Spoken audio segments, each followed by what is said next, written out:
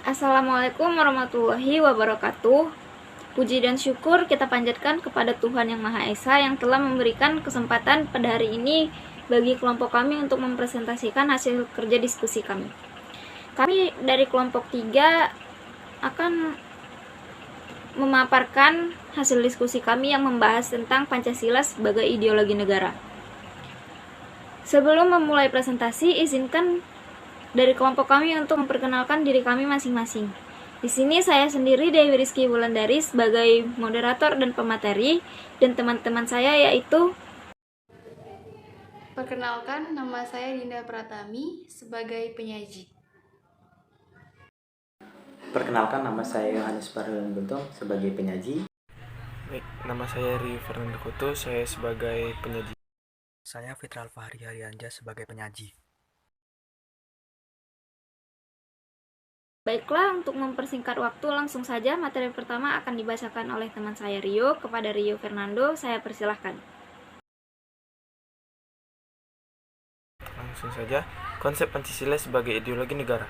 Dalam Kamus Besar Bahasa Indonesia, ideologi didefinisikan sebagai kumpulan konsep bersistem yang dijadikan atas pendapat yang memberikan arah dan tujuan untuk kelangsungan hidup. Ideologi juga diartikan sebagai cara berpikir seseorang atau suatu golongan. Ideologi dapat diartikan paham, teori, dan tujuan, yang merupakan suatu program sosial politik. KBBI 2008/517.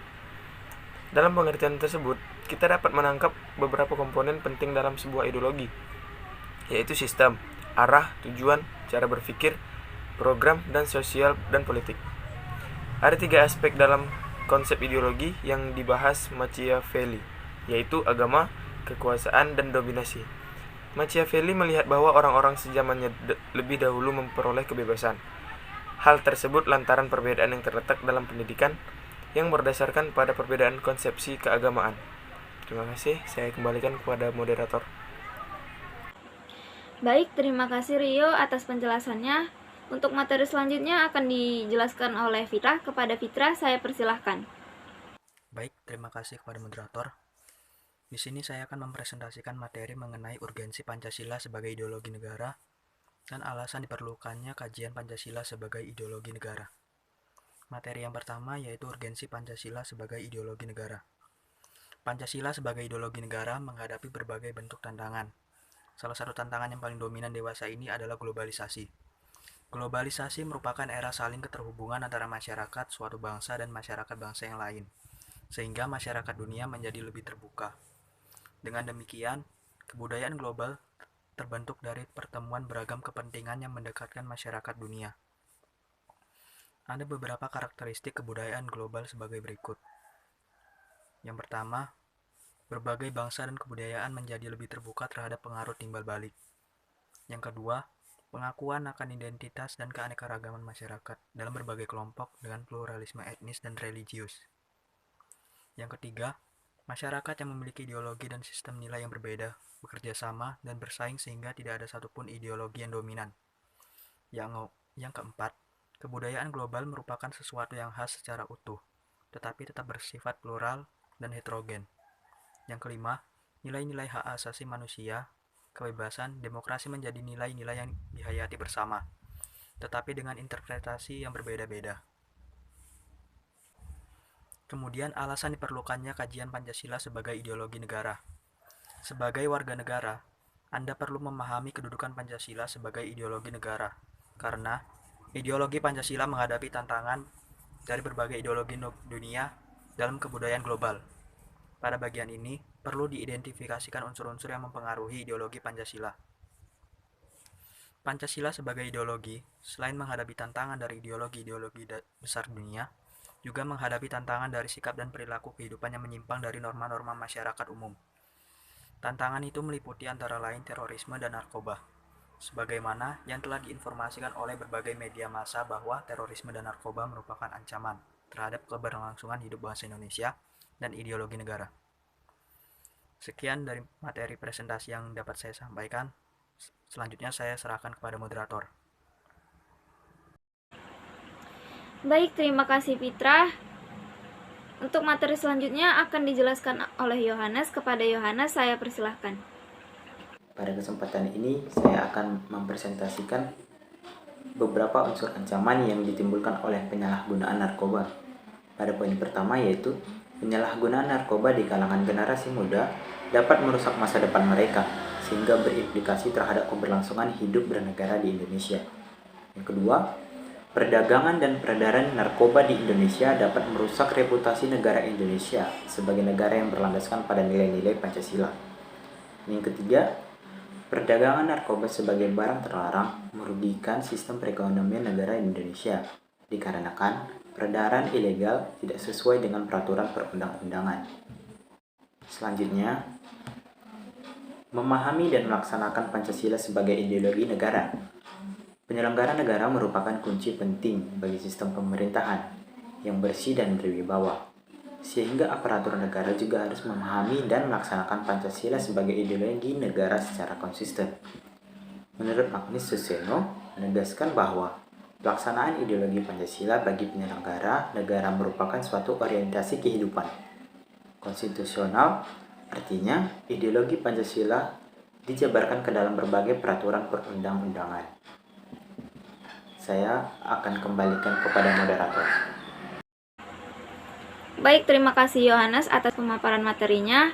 Untuk materi selanjutnya akan dipresentasikan oleh Dinda. Kepada Dinda, saya persilahkan. Baik, terima kasih kepada moderator. Materi selanjutnya yang akan saya sajikan yaitu mengenai menggali sumber historis, sosiologis, dan politis tentang Pancasila sebagai ideologi negara. Yang pertama itu sumber historis Pancasila sebagai ideologi negara.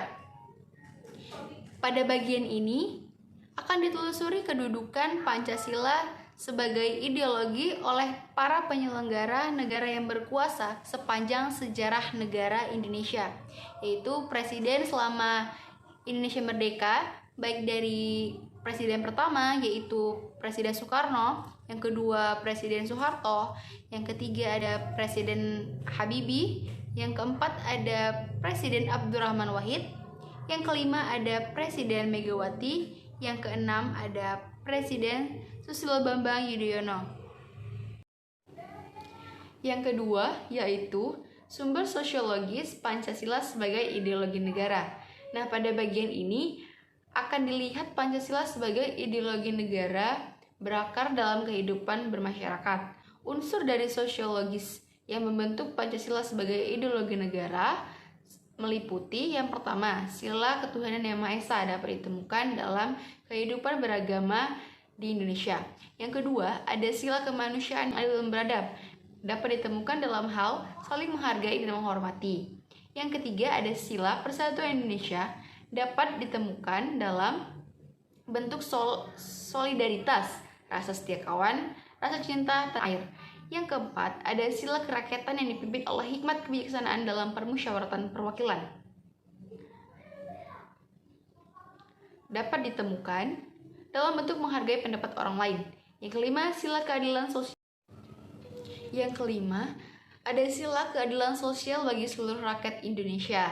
Nah, di hal ini dapat kita lihat tuh dalam suka menolong, suka menjalani gaya hidup sederhana, dan tidak menyolok atau berlebihan. Nah, untuk yang ketiga, yaitu sumber politis Pancasila sebagai ideologi negara. Nah, pada bagian ini mahasiswa diajak untuk melihat Pancasila sebagai ideologi negara dalam kehidupan politik di Indonesia. Unsur dari politis yang membentuk Pancasila sebagai ideologi negara, yang pertama yaitu dalam sila ketuhanan yang Maha Esa, itu dapat dilihat dari bentuk semangat toleransi antar umat beragama. Nah, yang kedua, sila kemanusiaan yang adil dan beradab. Di sini diwujudkan dalam penghargaan terhadap pelaksanaan hak asasi manusia. Nah, di sila yang ketiga, yaitu persatuan Indonesia, itu diwujudkan dalam mendahulukan kepentingan bangsa dan negara daripada kepentingan pribadi atau kelompok. Nah, untuk yang keempat, itu sila kerakyatan yang dipimpin oleh hikmat kebijaksanaan dalam permusyawaratan perwakilan. Nah, di dalam sila ini dapat kita ambil pengambilan keputusan berdasarkan hasil musyawarah daripada voting.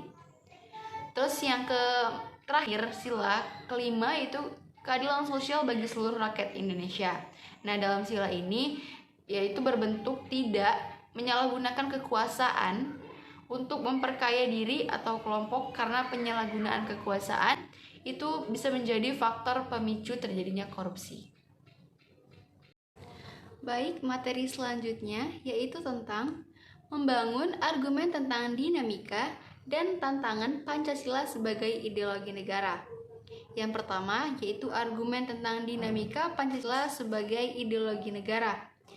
Nah, dinamika Pancasila sebagai ideologi negara dalam sejarah bangsa Indonesia memperlihatkan adanya pasang surut dalam pelaksanaan nilai-nilai Pancasila.